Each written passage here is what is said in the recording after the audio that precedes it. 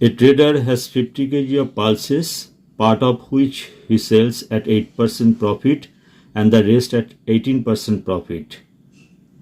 He gains 14% on the whole. What is the quantity sold at 18% profit?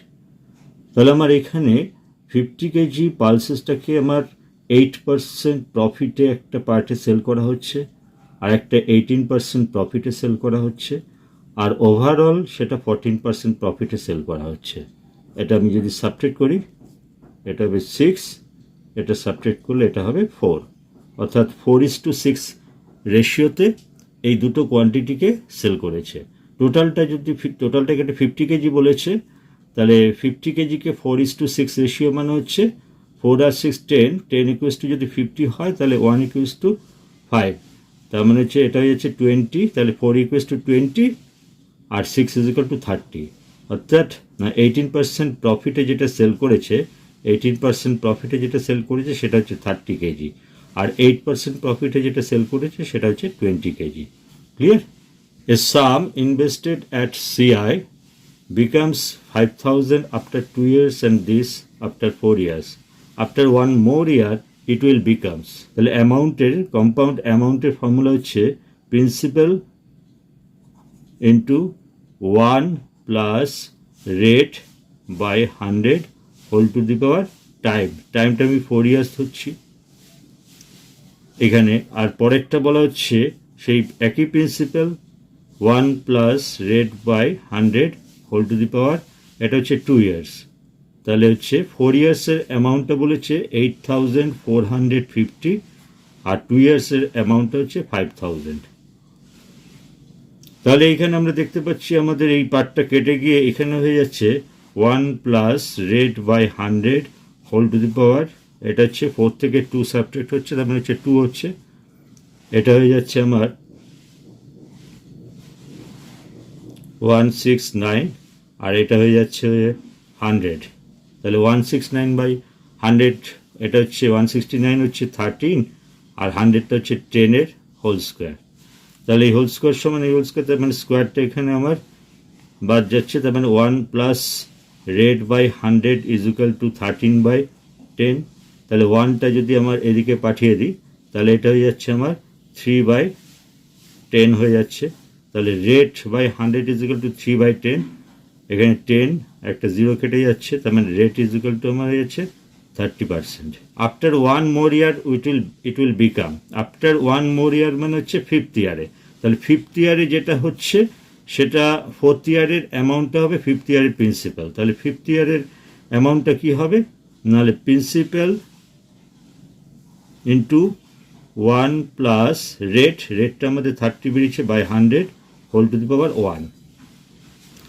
তাহলে এটা হচ্ছে 8450 into 130 by 100, তার মানে হয়ে যাচ্ছে আমার এখানে 0 কেটে যাচ্ছে 10985। ক্লিয়ার? তাহলে 5th ইয়ারে আমার অ্যামাউন্টটা হবে 10,985। Clear? Question number 3, the total number of prime factors of the product this. তাহলে এই প্রোডাক্টের মধ্যে কতগুলো প্রাইম ফ্যাক্টর আছে সেটা আমাকে বার করতে হবে। তাহলে 216 মানে হচ্ছে এটা 6 কিউবের হোল টু দি পাওয়ার 10, 343 মানে হচ্ছে 7 টু দি পাওয়ার 3 এর হোল টু দি পাওয়ার 15, আর 625 মানে হচ্ছে 5 টু দি পাওয়ার 4 এর হোল টু দি পাওয়ার 20।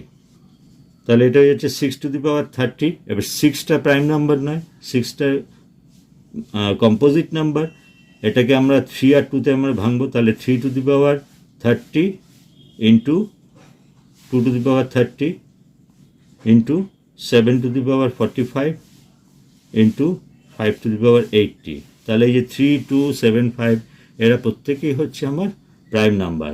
তাহলে 3 প্রাইম নাম্বারটা কটা আছে না 30টা আছে, 2 প্রাইম নাম্বারটাও 30টা আছে, 7 প্রাইম নাম্বারটা 45টা আছে, 5 প্রাইম নাম্বারটা হচ্ছে আমার 80টা আছে। তাহলে আমার এখানে টোটাল প্রাইম নাম্বারস হয়ে যাচ্ছে এটা 185। 185টা আমার প্রাইম ফ্যাক্টরস রয়েছে এখানে। Clear? Question number 4, The number of grams of water needed to reduce 9 grams of shaving lotions containing 50% alcohol to a lotions containing 30% alcohol is. এখানে হচ্ছে 9 গ্রাম এখানে সলিউশনটা রয়েছে, তার মধ্যে 50% অ্যালকোহল আছে, তাহলে 9 গ্রামের 50% মানে হচ্ছে 4.5 গ্রাম হচ্ছে অ্যালকোহল আছে, আর তাহলে ওয়াটার আছে বাকি 4.5 গ্রামস। আর কতটা water should be what quantity of water should be added, মানে আমি ধরলাম এক্স লিটার আমি যদি ওয়াটার অ্যাড করি তাহলে আমার সেই ক্ষেত্রে আমার অ্যালকোহলের কনসেন্ট্রেশনটা হয়ে যাচ্ছে 30%, তাহলে আমার অ্যালকোহল হচ্ছে 30 বাই ওয়াটার হচ্ছে আমার 70। তাহলে এইখানে আমার এটা সলভ করলে এখানে আমার এক্সের 12 13.5 আর এটা হচ্ছে তার মানে এক্সের ভ্যালুটা এখানে হয়ে যাচ্ছে আমার 29, তার মানে হচ্ছে 3 দিয়ে ডিভাইড করতে হবে, তার মানে 6। তো কি না 6 grams water should be added to make it 30% alcohol. Clear? A and B together can do a piece of work in 12 days, which B and C together can do in 16 days. After A has been working at it for 5 days and B 7 days, C finish in 13 days. In how many days C alone will do the work? তাহলে AB together পুরো কাজটা করছে 12 ডেজে, তাহলে 5 ডেজে করছে 5/12 part. BC পুরো কাজটা করছে হচ্ছে আমার 16 ডেজে করছে। এবারে 7 ডেজের মধ্যে 5 ডেজ বি এর সঙ্গে করেছে, বাকি আছে 2 ডেজ। সি এর সঙ্গে সি যদি আমরা 2 ডেজ নিই তাহলে বিসি টুগেদার 2 ডেজে কতটা করছে, তাহলে 2/16 পার্ট। তাহলে আমার কতটা পার্ট কাজ হয়ে যাচ্ছে না 5/12 প্লাস এটা হয়ে যাচ্ছে 1/8 24 10, এটা হয়ে যাচ্ছে 3, মানে 13/24 পার্ট কাজ আমার হয়ে যাচ্ছে, অলরেডি ডান। তাহলে রিমেনিং ওয়ার্কটা আমার কতটা থাকছে, এটা আমি যদি 1 থেকে আমি সাবট্রাক্ট করে দিই 1 - 13/24 সাবট্রাক্ট করে দিই, তার মানে এটা হয়ে যাচ্ছে আমার 11/24 পার্ট আমার কাজটা পড়ে রয়েছে রিমেনিং ওয়ার্ক। আচ্ছা, C alone do the work in 13 days. C B এর সঙ্গে 2 ডেজ কাজ করে নিয়েছে, আমরা এখানে ধরেছি 2 ডেজ কাজ করে নিচ্ছে, তাহলে সি এর পড়ে আছে আর 11 ডেজ কাজ। তাহলে সেই 11 ডেজে সি কতটা কাজ করবে হচ্ছে এই রিমেনিং ওয়ার্কটা করবে, অর্থাৎ সি 11/24 পার্ট ওয়ার্কটা করবে হচ্ছে 11 ডেজে। তাহলে 1 পার্ট কাজটা করবে হচ্ছে 11 × 24/11, তার মানে হচ্ছে এটা হবে 24 ডেজে। The number of pairs of numbers whose sum is 99 and HCF is 9. তাহলে কতগুলো পেয়ার অফ নাম্বারস ফর্ম করবে সেটা আমাদের বার করতে হবে। সাম হচ্ছে 99 আর HCF হচ্ছে 9, তার মানে হচ্ছে নাম্বার দুটোর মধ্যে প্রত্যেকের HCF যদি 9 হয় তাহলে আমি সামকে যদি আমি 9 দিয়ে ডিভাইড করে দিই তাহলে যে 11টা আমি পাচ্ছি সেই 11টা হচ্ছে ওই prime factor of this two numbers, মানে sum of prime factors of this two numbers. তাহলে এখানে 11কে আমরা কতভাবে ভাঙতে পারি না 110 29 38 47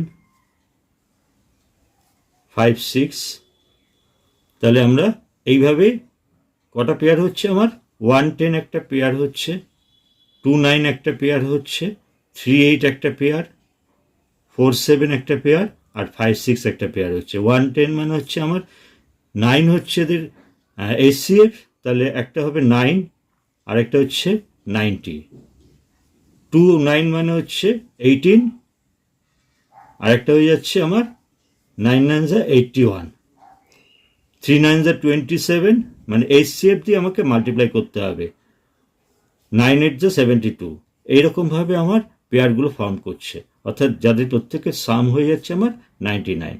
তাহলে কটা হাউ মেনি পেয়ার্স ফর্ম করছে এখানে না 5 পেয়ার্স ফর্ম করছে, 5 pairs. Question number 7. If a train runs at 5/7 of its usual speed and reaches its destination at 6:30 p.m. instead of 5:50 p.m.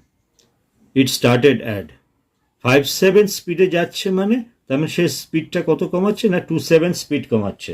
তাহলে 2/7 of late speed time train reaches at 6:30, তার মানে এখানে হয়ে যাচ্ছে আমার 40 মিনিটস লেটে পৌঁছচ্ছে, 40 minutes.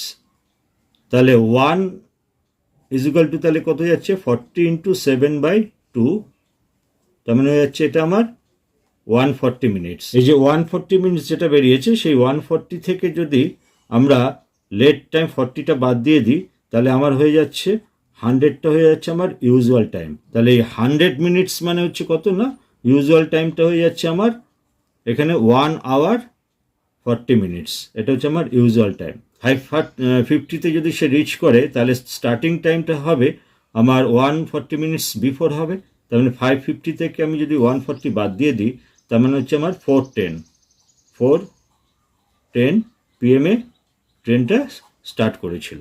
Clear? Question number 8. In an elections, two candidates contested.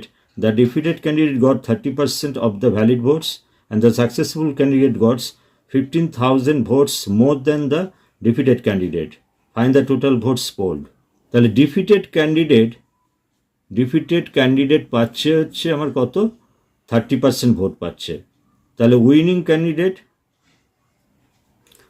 Candidate কত পাচ্ছেন 70% ভোট পাচ্ছে। তাহলে difference between defeated and winning candidate হচ্ছে আমার 40%। তাহলে এই 40% সেটা আমাকে বলে দিয়েছে উইনিং ক্যান্ডিডেট 15,000 মোর ভোট পাচ্ছে দেন ডিফিটেড। তাহলে এই 40% মোর ভোট ইকুইভ্যালেন্ট টু 15,000। তাহলে 1% মানে হচ্ছে বাই 40 আর 100% মানে হয়ে যাচ্ছে ইন্টু 100।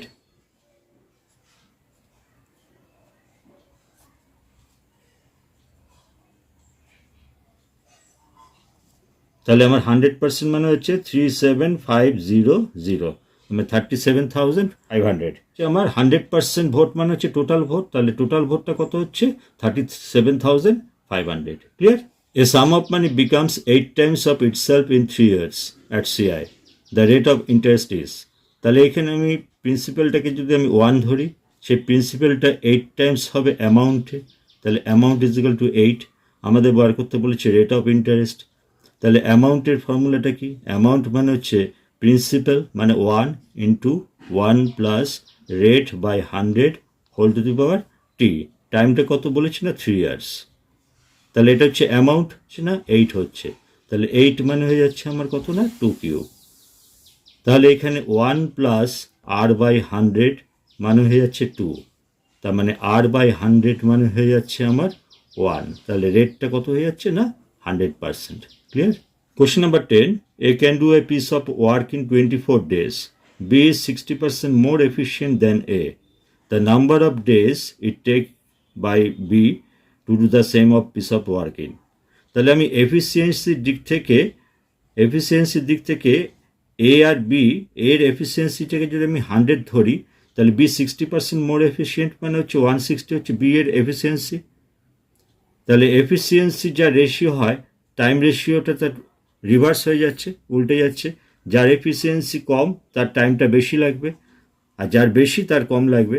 তাহলে এর এফিসিয়েন্সি কম মানে এর টাইম লাগবে হচ্ছে 160 ডেজ আর বি এর হচ্ছে 100 ডেজ লাগছে, তার মানে হচ্ছে 16:10 বা 8:5। তাহলে টাইম রেশিওটা হচ্ছে এ আর বি হচ্ছে 8:5। এ যদি ওয়ার্কটা 24 ডেজে করে তাহলে বি কাজটা কত দিনে করবে, তাহলে 8-এর 3 টাইমস হচ্ছে 24, তাহলে 5-এর 3 টাইমস হচ্ছে 15। তাহলে এ যদি 24 ডেজে করে তাহলে বি কাজটা করবে 15 ডেজে। ক্লিয়ার?